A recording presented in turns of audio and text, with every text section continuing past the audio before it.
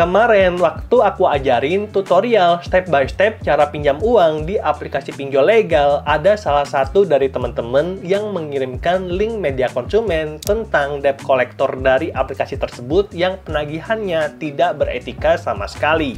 Walaupun dikatakan ini pinjol legal, ternyata kelakuan debt collectornya sama kayak pinjol ilegal.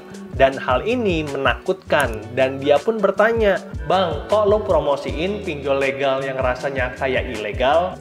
Nah, yuk kita bahas. Yang mana aku juga udah sempat bahas sebenarnya tentang tutorial cara pinjam uang di 360 kredi di video yang ini, linknya ada di deskripsi. Jadi, pada tanggal 16 Maret 2025, Bu Yulia menulis di media konsumen tentang penagihan kasar dan tidak beretika dari 360 kredi. Yang mana pinjol ini udah berubah nama jadi Krediwan di 2025. Bu Yulia adalah salah satu pengguna pinjol 360 kredi dan sedang mengalami masalah keuangan sehingga terpaksa untuk terlambat bayar. Tapi baru terlambat 1 hari, ditelepon tiap 1 menit. Dan kita bisa lihat ternyata kelakuannya nggak berhenti sampai di spam telepon. Melainkan di sore harinya juga dikirimkan ojol ke rumah yang dibayar secara COD. Jadi kita bisa lihat kalau Ibu Yulia itu nggak hanya rugi waktu karena di spam telepon oleh debt collector Krediwan, tapi juga rugi biaya karena harus bayarin ojol untuk makanan yang nggak dia pesan. Udah gitu, bukannya debt collector ini minta maaf, tapi malah dikatain anjing. Bahkan dia mengancam untuk mengirimkan lebih banyak ojol sehingga dia tahu bahwa ini akan sangat merugikan karena kenapa? Bayar tagihan pinjol aja nggak bisa, apalagi bayar makanan yang kita tahu ojol minimal itu 50.000. Nah, kalau dipesan makin banyak tentunya makin rugi dong.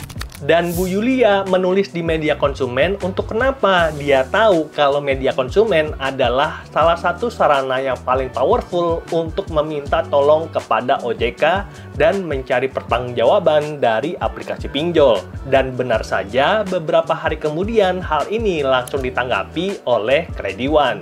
Tepatnya pada 19 Maret, Krediwan itu menjawab bahwa mereka tidak membenarkan praktek penagihan kasar kepada nasabah dan senantiasa akan taat pada aturan OJK. Dan jika ada pihaknya yang terbukti melakukan tindakan sebagaimana disebutkan, mereka pasti akan memberikan sanksi hingga pemecatan kepada pihak yang bersangkutan. Dan dari sistem mereka mengakui bahwa Yulia Andayani adalah salah satu nasabah 360 kredi dan untuk menanggapi pengaduan tersebut mereka langsung menghubungi Ibu Yulia via telepon dan juga WhatsApp dan diharapkan Ibu Yulia itu kooperatif untuk bekerja sama mencari kronologi dan juga bukti-bukti. Dan di sini juga mereka telah memberikan nomor telepon. Dan aku lihat kalau ini adalah tindakan yang bagus karena kenapa? Pinjol legal OJK harusnya tidak berlindung dan tidak malu untuk mengakui kesalahan kalau mereka memang salah, tidak malu untuk minta maaf. Dan di sini Krediwan punya relationship manager yang bagus dan bisa menghadapi keluhan dari nasabahnya secara baik, nggak seperti perwakilan rakyat. Dan kita bisa lihat tanggal 27 Maret atau sekitar 8 hari sejak pengaduan ditindaklanjuti, Bu Yulia menyampaikan apresiasi dan menginformasikan bahwa mediasi telah berhasil dilakukan. Nah, di sini aku appreciate baik Ibu Yulia ataupun Krediwan yang telah bekerja sama dengan baik untuk menghadapi berbagai masalah dalam tindak pengajuan pinjaman. Kita tahu bahwa yang namanya seseorang, terutama yang namanya freelancer, yang pendapatannya itu naik turun, kadang-kadang bisa mengalami masalah keuangan dan dengan begitu diperlukan kerjasama yang baik antara nasabah dan juga aplikasi pinjol. Nah, kalau teman-teman pengen belajar tentang manajemen keuangan, bisa nonton videoku yang ini di mana aku udah kasih tahu dan ngajarin tentang basic personal finance agar nantinya kita bisa terhindar dengan urusan bersama debt collector. Dan buat teman-teman yang butuh konsultasi one-on-one dengan perencana keuangan tersertifikasi, itu juga bisa aku taruh linknya di deskripsi. Oke, semoga videonya bermanfaat dan sampai jumpa di video berikutnya. Bye!